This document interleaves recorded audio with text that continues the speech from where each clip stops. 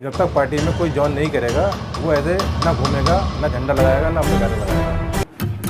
सब अपने झंडे बैनर लगा रहे हैं, सब ऐसे ऑफिस राइजिंग है और ये गलत तौर पे काम किया जा रहा है रामपुर में। इसका मैं खिलाफ हूँ और मैं चाहता हूँ पार्टी ऐसे लोगों पर सख्त कार्रवाई करे। जो लोग पार्टी बदलने का काम करते हैं ये सब अपने स्वार्थ का काम करते हैं।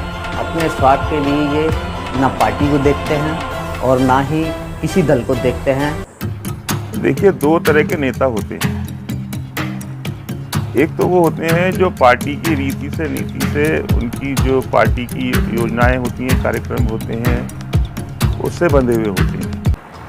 एक दूसरा जो इसका क्लास नेताओं का होता है वो होता है अवसरवादी। उनको चाहिए होता है हमारा फ़ायदा कहाँ है, हमारी आमदनी कहाँ से होगी, हमारा कारोबार कहाँ से होगा, हमारी प्रॉपर्टी कहाँ से बचेंगी। वो मतलब अवसरवादी नेता होते हैं। अब जब पार्टी के 2 मेंबरों से ज़्यादा मेंबर पार्लियामेंट में पहुँचे तो अब जो लालची लोग थे, जो पैसे कमाना चाहते थे, वो पार्टी में घुसना शुरू हो गए और घुसने के बाद वो अपने आप को साबित करने लगे कि हमसे ज़्यादा वफादार कोई नहीं है।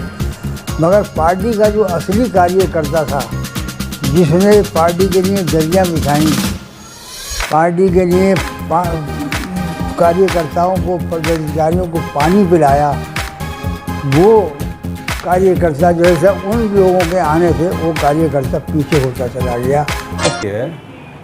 वो पूरे देश की सबसे बड़ी पार्टी है और हमारी पार्टी जो है सबका साथ, सबका विकास और सबका विश्वास से पार्टी काम करती है। हम पार्टी में किसी को ना तो करते नहीं हैं, सबका सम्मान करते हैं और सबको आगे बढ़ाने की कोशिश करते हैं।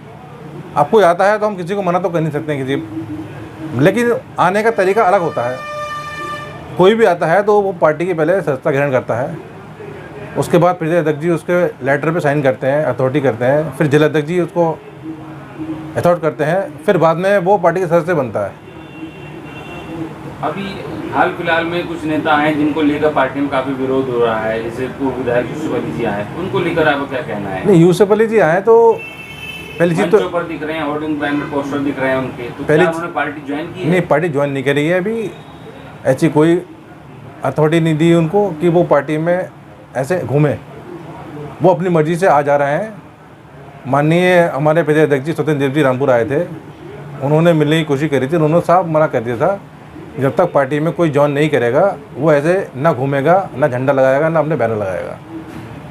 सब अपने झंडे बैनर लगा रहे हैं, सब ऐसे ऑफिस राइजिंग है और ये गलत तौर पे काम किया जा रहा है रामपुर में। इसका मैं खिलाफ हूँ और मैं चाहता हूँ पार्टी ऐसे लोगों पर सख्त कार्रवाई करे। जो लोग पार्टी बदलने का काम करते हैं ये सब अपने स्वार्थ का काम करते हैं। अपने स्वार्थ के लिए ये ना पार्टी को देखते हैं और ना ही किसी दल को देखते हैं, ना ही ये जो है फ़ायदे नुकसान की बात को देखते हैं। ये किसी पार्टी से इन्हें जो है किसी पार्टी को फ़ायदा पहुंचाने से मतलब नहीं रहता है, इन्हें सिर्फ अपने फ़ायदे से मतलब होता है या अपनी दुश्मनी से मतलब होता है। जैसे कि देख लीजिए, अगर भारतीय जनता पार्टी की सरकार आज है तो जो लोग कल भारतीय जनता पार्टी के कार्यकर्ता को अन्य पार्टी में रहकर पीड़ित कर रहे थे, आज भारतीय जनता पार्टी में आने का कहीं ना कहीं जुगाड़ लगा रहे हैं। और वो इसलिए ताकि भारतीय जनता पार्टी का कार्यकर्ता आज कल वाली बात पर जो है कहीं हमारे ऊपर ऐसा कोई दाव न खेल ले जिसकी वजह से हम नुकसान में रहें। तो ऐसे लोगों का जो है पार्टी के लिए कोई सही विचार नहीं होता है। मैं तो भारतीय जनता पार्टी के जो शीर्ष नेतृत्व है उससे निवेदन करूंगा कि ऐसे लोगों को जो है बहुत अच्छी तरह से सूझबूझ के साथ पार्टी को लाने में विचार करें, क्योंकि अगर हमारा जो ज़मीनी कार्यकर्ता है वो इस बात से कहीं परेशान होता है तो वो अच्छा नहीं होगा। क्योंकि हम भारतीय जनता पार्टी के कार्यकर्ता हैं। वैसे तो भारतीय जनता पार्टी का जो निर्णय है वो हमारे लिए सर्वोपरि है। हम कुछ नहीं है, भारतीय जनता पार्टी सब कुछ है। वह स्थिरता नहीं होना चाहिए उनके अंदर, विश्वास से पार्टी में आते हैं, अविश्वास नहीं करना चाहिए पार्टी के साथ। बस ये छोटी सी बात है। भाजपा की सरकार है और कई पार्टियों को छोड़ के लोग आए, कई ऐसे लोग भी आए जो कई पार्टियों में रहे हैं, तो क्या कहते हैं कि आज वो तो की मतलब प्रश्न लोग होते हैं, आज किसी और पार्टी में, आज परसों किसी और पार्टी में, आज भाजपा आ गए, भाजपा में आ गए। ऐसे लोगों का क्या अस्तित्व है? उनका कोई असर नहीं, मौका परस्त है वो तो, मौके के साथ चलते हैं, मौका जो भी मिल जाता है उसको जाते हैं। वो पार्टी के साथ है और जनता का खिलवाड़ होता है, वो तो खुला खेल है वो तो। वो अपना सब कुछ मजबूत करने के लिए दूसरी पार्टी ज्वाइन कर लेते हैं और लोगों को धोखा देते हैं। अच्छा, आप काफ़ी सीनियर लीडर हैं बीजेपी में, क्या लगता है कि जो लोग ऐसे पार्टी बदलते हैं, क्या उद्देश्य रहता है उनका? उद्देश्य यही है कि पुराने लोग पीछे हो, नए लोग आगे बढ़ो, लेकिन पार्टी में अभी भी स्थान पुराने लोगों का है। अब आगे आने वाले समय में क्या होगा ये तो पता नहीं। आज पुराने लोगों को बुला के बैठाया जाता है, तो बैठिए, ये बड़ी बात है पार्टी को। आज जो नई जनरेशन सियासत में आ रही है, उनको क्या संदेश देना चाहते हैं आप? उनको ईमानदारी से पार्टी के साथ लगे, जो ईमानदार लोग पार्टी में जुड़े हैं वो पार्टी के साथ जुड़े और पार्टी के साथ ही रहें आगे, जिससे पार्टी की जो रूपरेखा या जो भी उसका अपना अस्तित्व है वो न खराब हो। सरकार आने के बाद बहुत से बाहर से आ जाते हैं, बहुत से लोग चले जाते हैं, उन पर क्या कहें? वो तो आते जाती चुहिया हैं, उड़ गए, आए बैठे उड़े जुड़ गए, डाल पे बैठ क्या गए। ऐसे लोग पार्टी को फायदा पहुंचाते हैं फ़ायदा कोई नहीं पहुँचता है, या नुकसान पहुंचाते हैं? नुकसान सदा ही पहुँच जाता है, उनके पहुँचाने थोड़ी पहुँचता है। भाई मैं आया और मेरा कोई काम नहीं है, समाजवादी की पार्टी हो और मैं जाकर बैठ जाऊँ तो वैसे कोई फ़ायदा थोड़ी पहुँचेगा। देख रहे हैं सन 52 में 2 पार्टी थी, एक कांग्रेस और एक हिंदू महासभा, 2 पार्टियाँ थी। 2 पार्टियों में था, उसके बाद हिंदू महासभा के बाद जनसंघ बनी। जनसंघ में अटल बिहारी वाजपेयी का बहुत बड़ा योगदान रहा और पार्टी को ऊंचाइयों पर लेके गए। उसके बाद लाल कृष्ण आडवाणी ने इसमें रूह भरी और पार्टी को और बुलंदियों पर लेके गए। अब जब पार्टी के 2 मेंबरों से ज़्यादा मेंबर पार्लियामेंट में पहुँचे, तो अब जो लालची लोग थे, जो पैसे कमाना चाहते थे, वो पार्टियों में घुसना शुरू हो गए और घुसने के बाद वो अपने आप को साबित करने लगे कि हमसे ज़्यादा वफादार कोई नहीं है। मगर पार्टी का जो असली कार्यकर्ता था, जिसने पार्टी के लिए दरिया बिछाई, पार्टी के लिए कार्यकर्ताओं को, पदाधिकारियों को पानी पिलाया, वो कार्यकर्ता जो है उन लोगों के आने से वो कार्यकर्ता पीछे होता चला गया और पार्टी को नुकसान पहुंचने लगा। ये जो लोग आ रहे हैं इस वक्त, ये पार्टी को नुकसान पहुंचा रहे हैं, इससे पार्टी को कोई फ़ायदा नहीं पहुंच रहा है।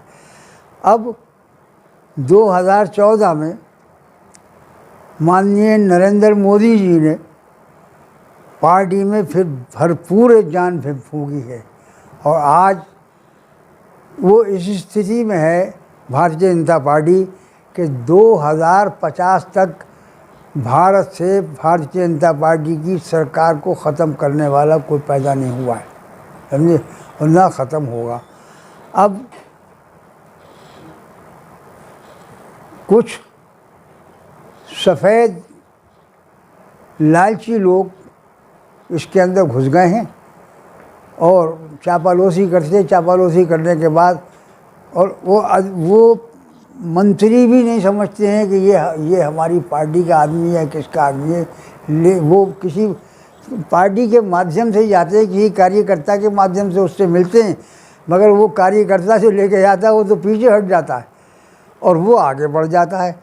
और उन्हें इतनी अकल नहीं, वो सरकार चला रहे हैं, सरकार में बैठे हुए हैं, पार्लियामेंट चला रहे हैं, वो ये नहीं समझ सकते कि ये पार्टी का वफादार है या पार्टी को नुकसान पहुंचा रहा है। ये दीमक की तरह पार्टी को चाटने का काम कर रहा है।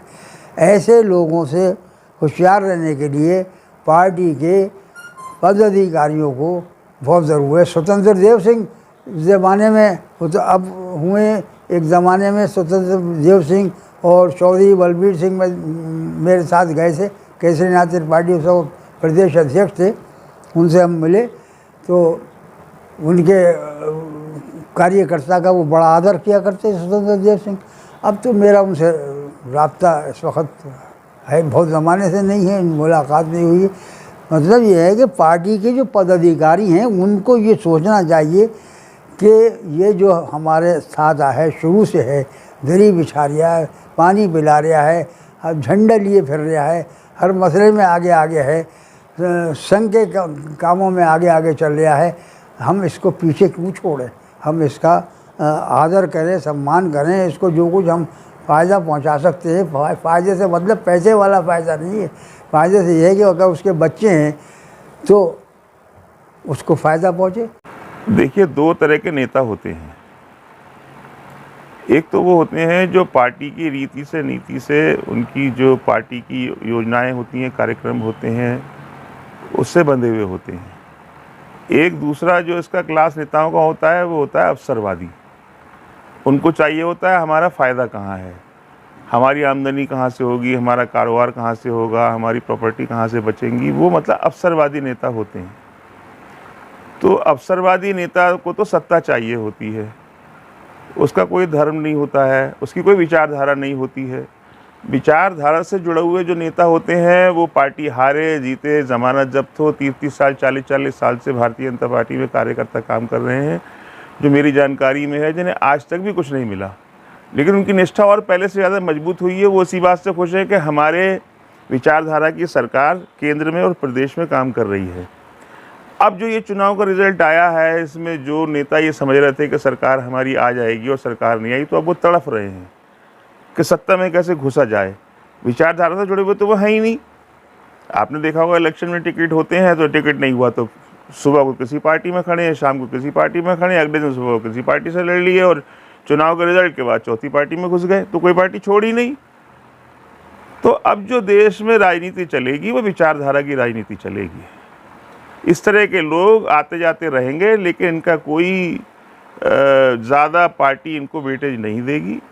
आपने देखा होगा एक नेता पार्टी के चुनाव में कितनी बड़ी बड़ी बातें कर रहे थे, प्रदेश स्तर के नेता थे, पहले हमारी पार्टी में थे, बाद में वो उन्होंने पार्टी चेंज की। वो तो समझ रहे थे कि मैं इसको पटक के मारूंगा, उसको पटक के मारूंगा, इसको ये दिखा दूंगा, उसको। क्या हुआ उनका? आज मुंह बंद है उनका, कुछ नहीं कर सके।